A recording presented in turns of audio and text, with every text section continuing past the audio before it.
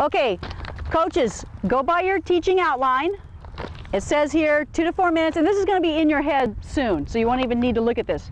It's all, every week will be set up the same. You're going to follow these teaching frames, the time frames.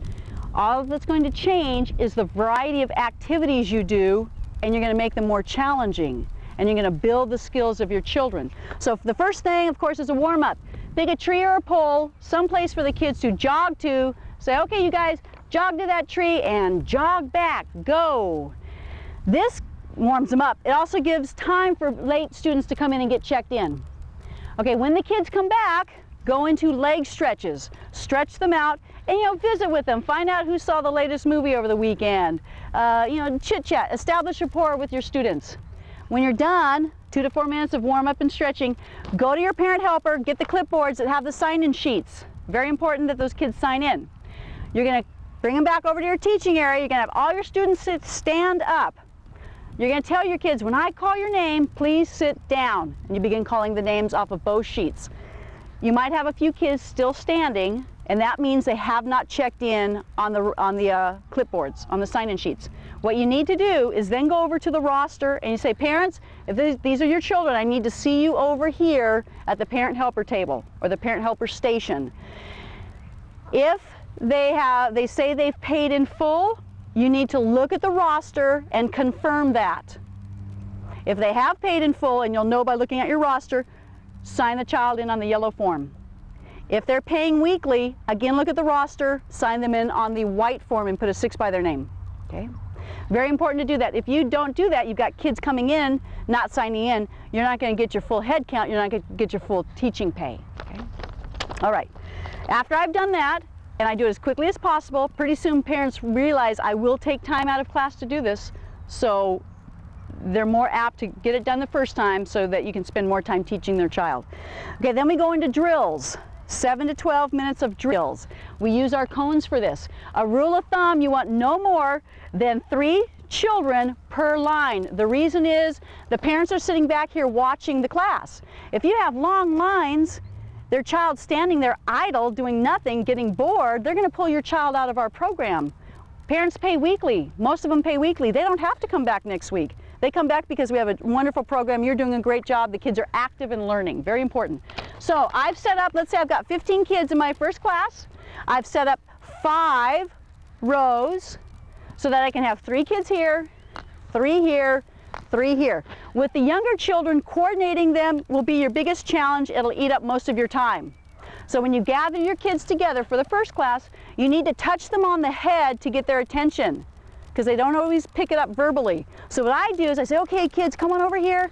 And I go 1, 2, 3. I tap them on the head. You 3 line up right here. Okay, kids, move over here. And then I go 1, 2, 3. You 3 go right here. And I continue in that fashion. 1, 2, 3. You guys go right here.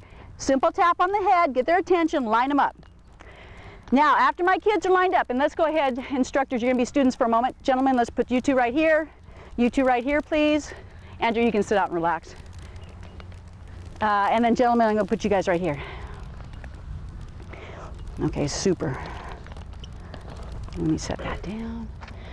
May I use your soccer ball? Thank you. Okay. Pick the center point of where your students are spread out to demonstrate so that all kids have an equal chance of seeing what you're doing and hearing what you're saying. You really have to project. Say, okay, kids, we're going to work on dribbling the soccer ball. You're going to be kicking with the inside of your foot right here. Kicking with the inside of the foot right here. You literally have to pick up your foot, folks, and tap it and get their attention.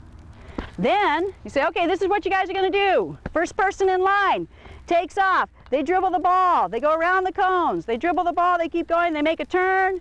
Keep going. And while they're doing this, you are praising them, coaching them, etc. And then I tag my partner's hand. Next kid in line goes. Okay?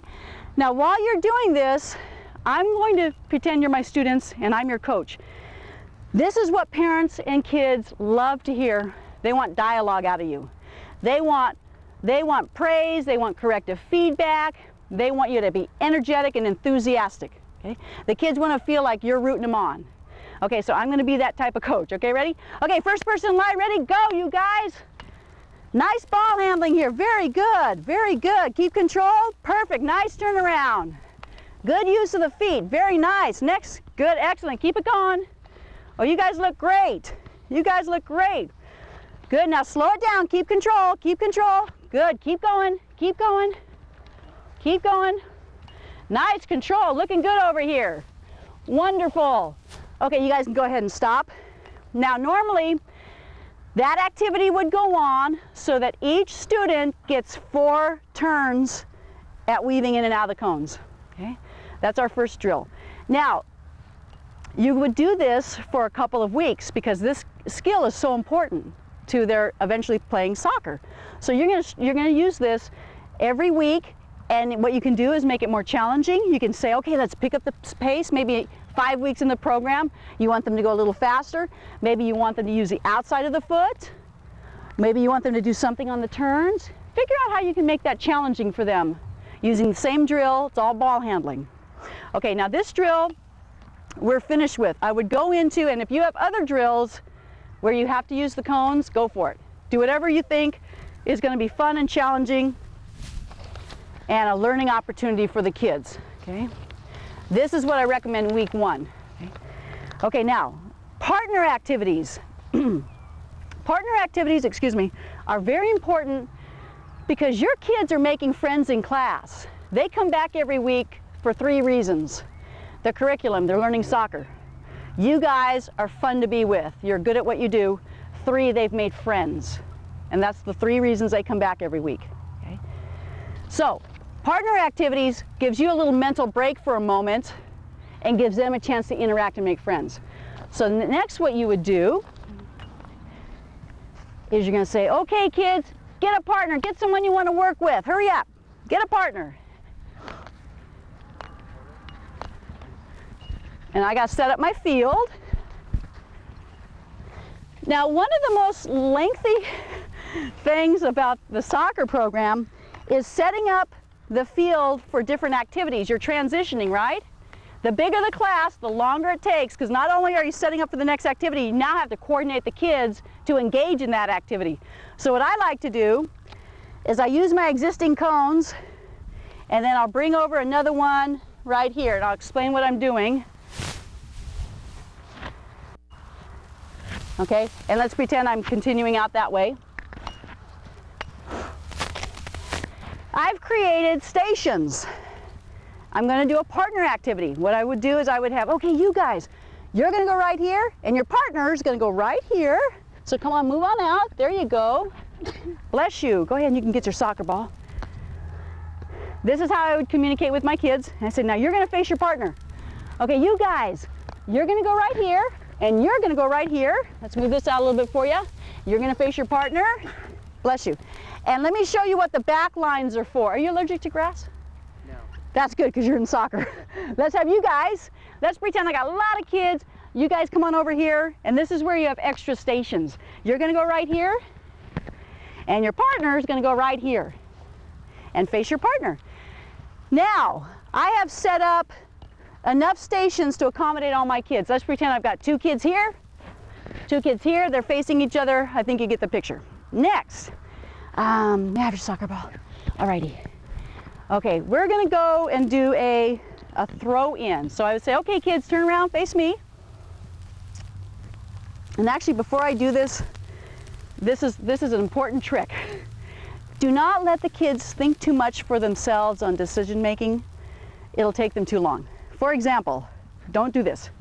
Okay, one of you has to get rid of your soccer ball. They will debate for 5 minutes whose soccer ball they're gonna get rid of. The best way to do it is, okay, you guys on this line, roll your soccer ball away from you. I've just now gotten their soccer ball out of my teaching area. You guys over here, roll your soccer ball back that way. Terrific. So coaches, what that leaves me with, these guys have soccer balls for their partners, and they have soccer balls for their partners. So you gotta get that taken care of. Now, throw in. Just demonstrate basic throw and what you want to see, and have them, oh, I'm sorry, you're going to be my partner, okay? And you're going to stop it with your foot. You're going to trap, okay? You're just going to trap it. Okay, so I throw it to him, and he's going to trap. Excellent. Then he's going to kick it back to me, and I actually get to pick it up. Remember, I'm 5 or 6 or 7, so this is all basic skills for me. I'm going to throw it in again. My partner's going to trap it, and he's going to kick it back to me. And we're just going to keep going like this until the coach yells switch. Okay, so face your partner, and let's get going. Okay, go ahead, kids. Remember, I'm pretending you guys are my students.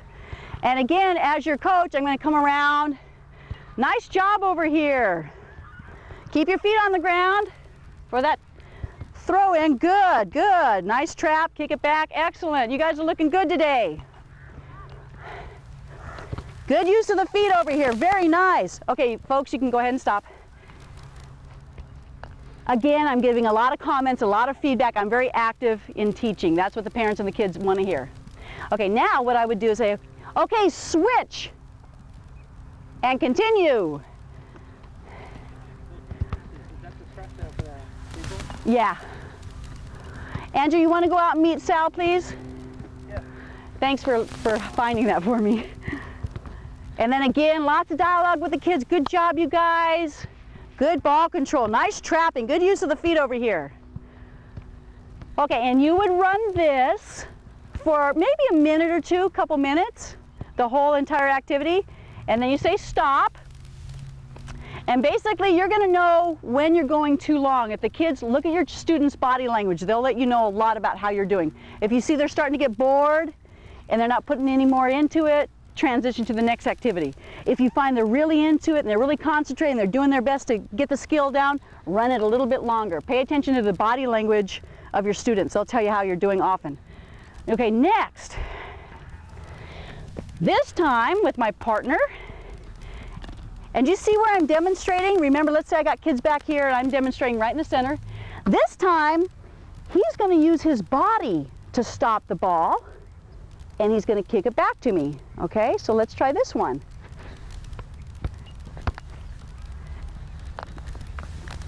And then I keep going, and he's going to use his body, and he kicks it back to me, and I trap and stop, use my body, he uses his body, and he kicks, I trap and stop, and we just keep going like this for a while. This one's a little more challenging for the kids. Okay, go ahead with this one, please.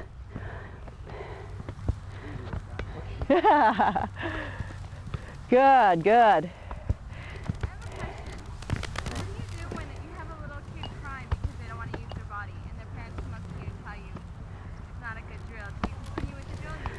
Let her not have to use her body. Let her continue. Just have her partner throw it just shy of hitting her body so that all she has to do is stop it with her legs or stop it with her foot. Don't let her sit out. Don't change the drill for one child. Most will enjoy it, but just make an exception for her. Okay? Okay, switch, you guys. Looking good. Did you guys switch? Yeah. Go. And if you need to spread out, go ahead and spread out a little bit. Good ball control.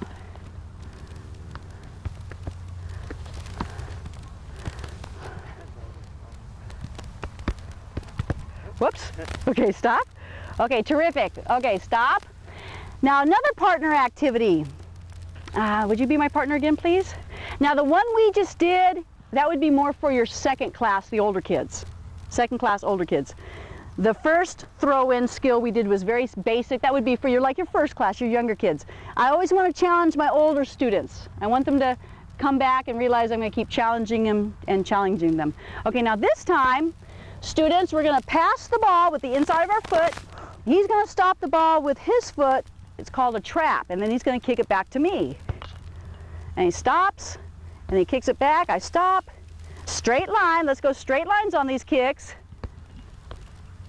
Whoop. Okay, and that's it. Thank you. Okay, go. Okay, now those are some partner activities that you would do again week 1, week 2, week 3, week 4. You can just make them challenging. You could increase the distance that they're throwing the ball or doing throw-ins. You can increase the distance they're passing the ball. You can increase the distance they are dribbling and add more cones to make it more challenging. This would be your drills and then your partner activities. Okay, next we've got group activities. And this is something to get you going for the first week. And the way, oh, and use your students to help pick up the cones. They're young, they got young legs, let them do the work. Okay, so I'm gonna pretend you guys are my students. Okay, you guys, pick up Coach's cones as quickly as possible.